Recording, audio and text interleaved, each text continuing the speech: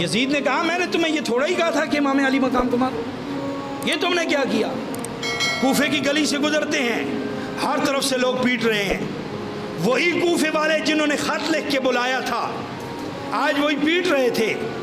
تو حضرت سیدہ زینب نے فرمایا آج اس طرح نہ پیٹو، تمہارے مقدر میں پیٹنا قیامت تک لکھ دیا گیا ہے۔ تم نے آل بیت رسول کے ساتھ بغاوت کی اور ہمارے ساتھ دشمنی کی، اسی طرح قیامت تک پیٹتے رہو گے۔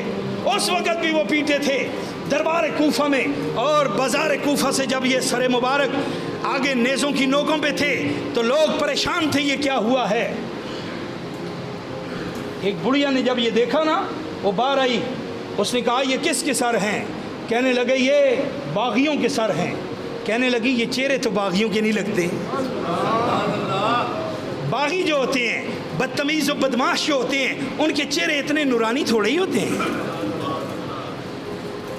تیری نسل پاک میں ہے بچہ بچہ نور کا، تو ہے عین نور تیرا سب گھرانہ نور کا، سید ہو پھر شہزادہ رسول ہو پھر علی کا بیٹا ہو پھر فاطمہ الزہرا کا جگر گوشہ ہو۔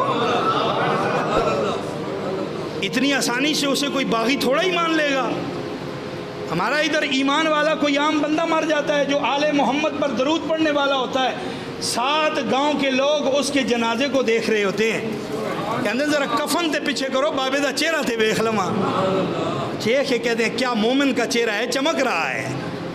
تو جن پر درود پڑھنے سے ہمارے چہرے چمکتے ہیں ان کے اپنے چہرے کتنے خوبصورت ہوں گے۔ یہ بھی ضرور یاد رکھنا، چہرے انہاں دے ہی چمکن گے جڑے محمد و آل محمد تے درود پڑھن والے ہوتے ہیں۔ ہاں درود والے اور ہوتے ہیں، برود والے اور ہوتے ہیں۔ درود والوں کے ہی چہرے دیکھنے کے قابل ہوتے ہیں، برود والے دے چہرے تے لبدے ہی نہیں۔ وہ تے جدوں بم نال ہی بلاسٹ ہوئے داتا صاحب تے مڑ کے سر بھی نظر نہیں آیا۔ چہرے ان کے نظر آتے ہیں جو نبی پر درود پڑھتے ہیں، موضوع کہیں اور نہ نکل جائے۔ اس نے کہا یہ باغیوں کے سر نہیں ہو سکتے، میں بڑھیا ضرور ہوں لیکن ایک زندگی کا تجربہ ہے، یہ بندے مجھے کوئی مظلوم لگتے ہیں، ان پر ظلم کیا گیا ہے۔ قافلہ روکتے نہیں ہوئے پوچھ لوں؟ انہوں نے کہا بڑھیا ہمارے پاس اتنا ٹائم نہیں ہے، ہم نے دربار یزید میں جانا ہے۔ مورخ لکھتا ہے اس بڑھیا نے منت سماجت کر کے ان کو روک لیا،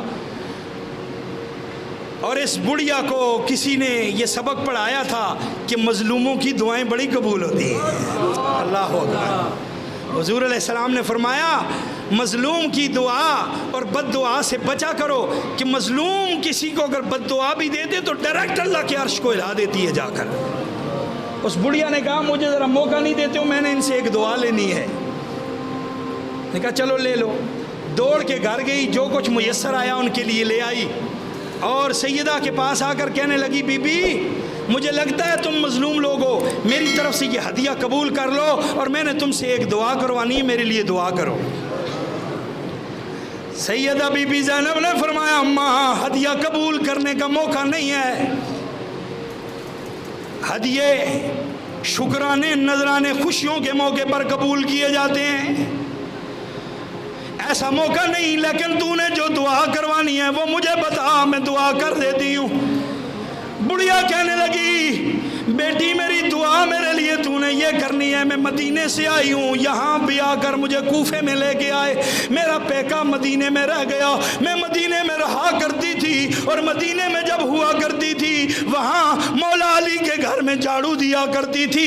علی کا ایک بیٹا تھا، اس کا نام حسن تھا، دوسرے کا نام حسین، اور ان کی ایک شہزادی تھی جس کا نام زینب تھا۔ میں ان کو پورا دن کھلایا کرتی تھی، ان کے ساتھ میرا دن گزر جایا کرتا تھا۔ جب سے میری شادی ہوئی کئی سال گزر گئے، میں واپس مدینے نہیں جا سکی، دعا کرو اللہ میری ان سے ملاقات کرا دے۔ بی بی کی آنکھوں میں آنسو آ گئے، فرمایا اماں میری دعا کرنے سے پہلے ہی تیری دعا رب کی بارگاہ میں قبول ہو گئی۔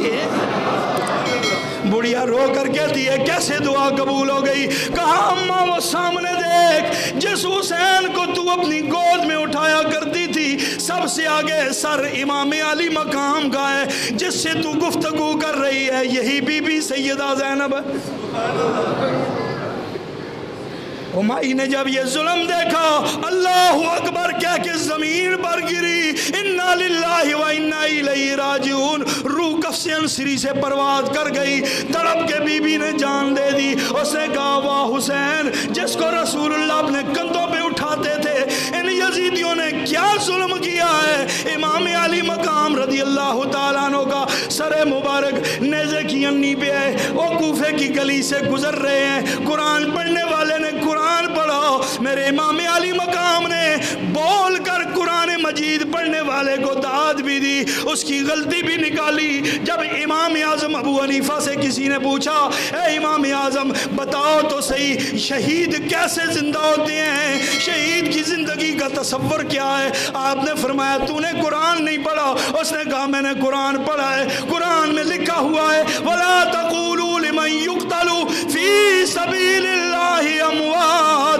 بَلْ أَحْيَاءٌ وَلَكِنْ لَا تَشْعُرُونَ۔ شہید زندہ ہوتے ہیں تمہیں پتہ نہیں، لیکن ہم نے کبھی کوئی دیکھا نہیں شہید باتیں کر رہا ہو، شہید گفتگو کر رہا ہو، شہید کسی کے ساتھ بولا ہو۔ فرمایا بدبخت چپ ہو جا، تو نے دیکھا نہیں حسین کا دھڑ کربلا میں تھا، سر نیزے کی نوک پہ قرآن پڑھ رہا تھا۔